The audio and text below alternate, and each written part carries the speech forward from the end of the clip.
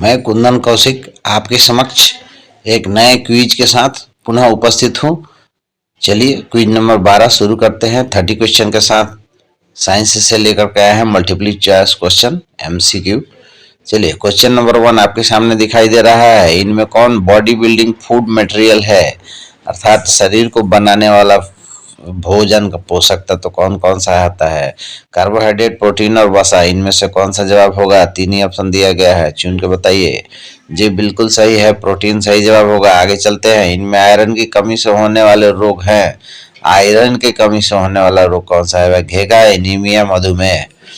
तो ऐसे क्वेश्चन में अगर आप जानते हैं कि घेगा आयोडीन की कमी से होता है और मधुमेह जो है वह इंसुलिन की कमी या अधिकता से होता है, तो निश्चित रूप से इसका जवाब एनीमिया होगा। आगे चलते हैं, और डाउट भी छाट सकते हैं। 3 नंबर क्वेश्चन आपके सामने है। स्कर्वी नामक रोग किस विटामिन की कमी से होता है? Scurvy vitamin A, vitamin B और विटामिन सी। तो जी इसका सही जवाब क्या होगा? इसका सही जवाब होगा विटामिन सी ना। विटामिन बी से बेरी और विटामिन ए से रतौंधी होता है। आगे चलते हैं। इनमें से विटामिन डी की कमी से होने वाले रोग कौन से हैं? रिकेट्स, स्कर्वी, रतौंधी। तो अभी हमने बताया था स्कर्वी सी हो गया और रतौंधी विटामिन ए हो गया, तो बच गया विटामिन डी से कमी होने वाला रिकेट्स। इसमें शरीर की हड्डियां जो है कमजोर हो जाती है, छोटे बच्चों में ज्यादातर होता है। चलिए आगे देखते हैं। आहार में प्रोटीन की कमी से होने वाला रोग कौन है? प्रोटीन की कमी से पेचिश, सूखा रोग, खून की कमी। तो इसका सही जवाब होगा खून की सूखा रोग होगा इसका सही जवाब, क्योंकि पेचिश तो पेट में होता है, उसमें प्रोटीन से लेना देना नहीं है।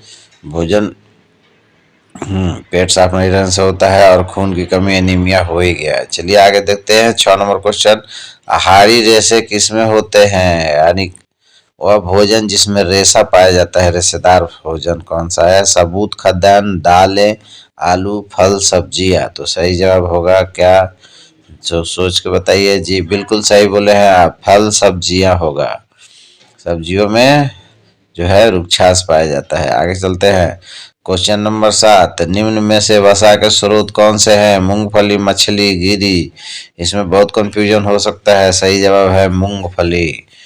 आगे देखते हैं। मानव यकृत का सामान्यतः कितना भार होता है? 1600 ग्राम से 2000 ग्राम, फिर 1800 ग्राम से 2000 ग्राम, फिर है 1500 ग्राम से 2000 ग्राम। तो सही जवाब क्या होगा? यानी 1.5 किलो लगभग आपको याद होना चाहिए। आगे चलते हैं। हमारे भोजन के मुख्य पोषक घटक कौन से हैं? प्रोटीन, वसा, कार्बोहाइड्रेट, विटामिन, इनमें से सभी। तो इनमें से सभी जवाब सही होगा। आगे देखते हैं। आलू में इनमें से क्या उपस्थित होगा? प्रोटीन, वसा, मंड। सही जवाब क्या होगा? प्रोटीन तो होगा नहीं, फैट होता नहीं है, तो मंड होगा सही जवाब। आगे चलते हैं। इनमें 11 नंबर क्वेश्चन आपके सामने दिखाई दे रहा है। इनमें कौन सा रेशा कीटों से तैयार होता है?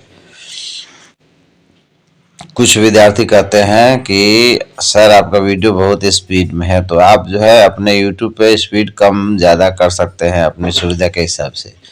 स्पीड लॉक नहीं किया गया है। चलिए देखते हैं। जूट, ऊन और रेशम। सही जवाब क्या होगा? कौन सा रेशा कीटों से तैयार होता है? तो इसका सही जवाब होगा रेशम। रेशम का कीट होता है। आगे चलते हैं। कपास उगाने हेतु कौन सी मिट्टी उपयुक्त होती है? दोमट मिट्टी, काली मिट्टी, बलुई मिट्टी। सही जवाब क्या होगा? क से कपास, क से कड़िया मिट्टी सही जवाब होगा।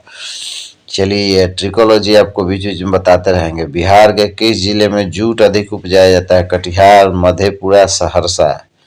सही जवाब सोचिए क्या होगा? बिल्कुल कंफ्यूज वाला है सवाल। जवाब इसका होगा सहरसा। क्वेश्चन नंबर 14 आपके सामने है। निम्न में कौन सा सिंथेटिक फाइबर है? कपड़ा, नायलॉन, रेशम। सही जवाब क्या होगा? जी बिल्कुल सही, सही जवाब है नायलॉन। अगला सवाल आपके सामने 15 नंबर। जूट के किस भाग से जूट का रेशा प्राप्त होता है? जूट का जो पेड़ होता है उसके किस भाग से? तना से या पत्ता से या फल से? सही जवाब क्या होगा?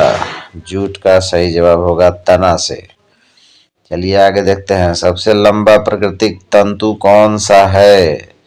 आप जो है इस क्विज को जो इम्पोर्टेंट लगे अगर नोट करना है तो आप आराम से स्क्रीनशॉट कर सकते हैं या फिर इसको रोक के लिख भी सकते हैं। सबसे लंबा प्राकृतिक तंतु है रेशम का धागा, ऊन, रुई। क्या जवाब होगा प्राकृतिक तंतु।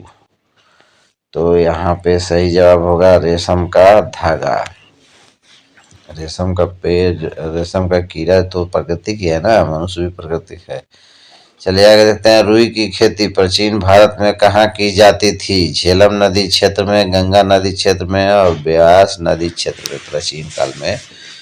तो इसका सही जवाब क्या होगा जी, बिल्कुल सही जवाब इसका होगा गंगा नदी क्षेत्र में। 6 क्लास के बुक में दिया हुआ है। रेशम के कीट किस पेड़ के पत्तियों पर रहती है। यह 6 to 8 लेवल में सक्षमता परीक्षा में बहुत इंपॉर्टेंट क्वेश्चन हो सकता है। रेशम के कीट किस पेड़ की पत्तियों पर पड़ती है। जिहल, केला, शहतूत। सही जवाब क्या होगा जी, इसका सही जवाब सोच के बताइए। शहतूत बिल्कुल सही जवाब है। पटसन के पौधों की खेती कौन सी ऋतु में होती है। वर्षा ऋतु, शरद ऋतु, गर्मी। सही जवाब बताइए क्या होगा। पटसन की खेती कौन सी ऋतु में होती है। सही जवाब क्या होगा वर्षा ऋतु। अगला सवाल आपके सामने है 20 नंबर क्वेश्चन। बनावटी रेशे का दूसरा नाम क्या है। बनावटी यानी कृत्रिम, सिंथेटिक, संश्लिष्ट, इनमें से सभी। दो है ये है और इनमें से सभी। तो सभी जवाब क्या होगा सभी। ये दोनों है कृत्रिम रेशा है, प्राकृतिक रूप से प्राप्त नहीं होता है, बनाना पड़ता है। आगे सामने है द्युतिमय का अर्थ क्या होता है। द्युतिमय पारदर्शी, चमकीला, अपारदर्शी। तो इसका सही जवाब क्या होगा सोच के बताइए। पहला मुलाकात हुआ होगा जी, बिल्कुल सही जवाब इसका होगा चमकीला। नेक्स्ट है 22 नंबर क्वेश्चन आपके सामने। इनमें कौन सा पदार्थ विलय नहीं है। विलय नहीं है मतलब विलाता नहीं है। चीनी, नमक और बालू। तो विलय नहीं है, विलय सॉल्वेंट नहीं है यानी घुलता नहीं है। तो सही जवाब आप जान गए होंगे जी, बिल्कुल सही जवाब है बालू। इनमें कौन सा पदार्थ संपिड्ड है। संपिड्ड का अर्थ बाद में समझाएंगे जब इसका आंसर बता दीजिएगा तब। चांदी, सोना और वायु। सही जवाब क्या होगा सोच के बताइए जी, इसका सही जवाब होगा वायु। और उस संपिड्ड का अर्थ आप जान लीजिए जिसे दबा करके उसका आयतन कम किया जा सके।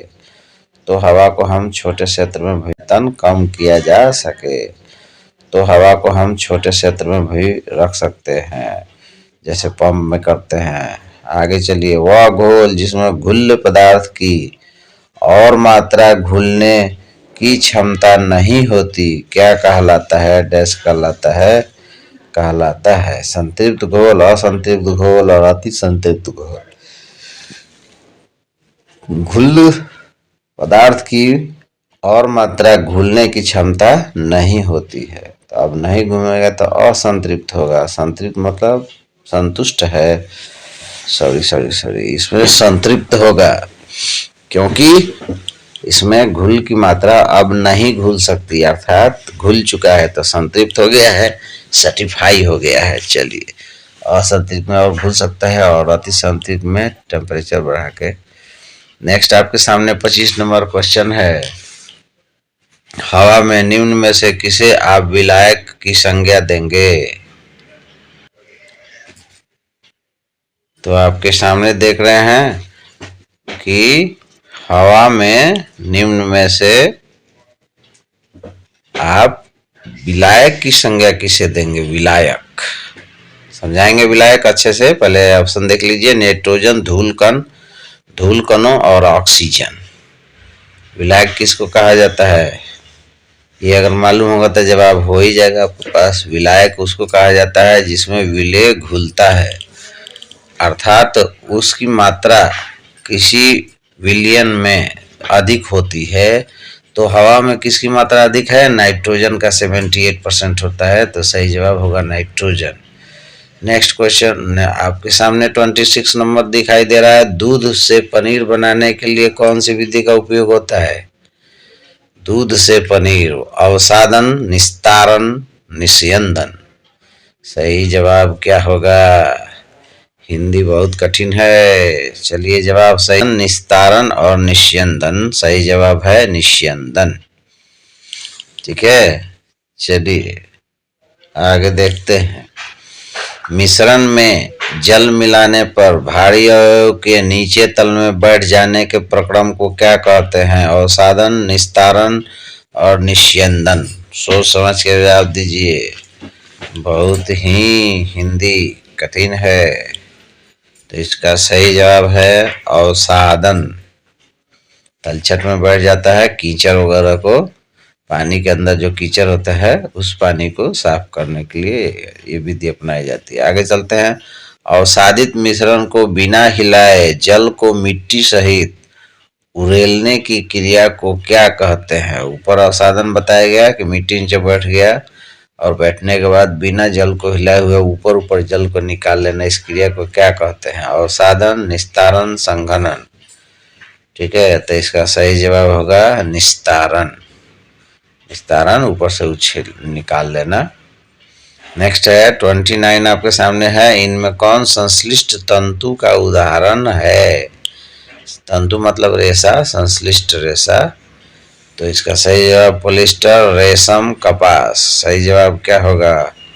सोच समझ के जवाब दीजिए। इनमें जो है संश्लिष्ट रेशा का उदाहरण क्या है? तो इसका सही जवाब होगा संश्लिष्ट तंतु पॉलिस्टर। आगे चलते हैं। कपास के बीजों से कपास निकालना क्या कहलाता है? अंतिम क्वेश्चन आपके सामने है और यह इसका सही जवाब बताइए क्या होगा? तो इसका सही जवाब होगा, इसका ऑप्शन है कताई, ओटाई, निकाई। तो कताई तो आप जानते हैं कि रुई से धागा काटने वाला है, और निकाई जो होता है खरपतवार निकालने की क्रिया को कहा जाता है। तो सही जवाब होगा ओटाई। इसी के साथ ही ये क्विज समाप्त हुआ। इसी तरह के क्विज और भी लेकर के आएंगे।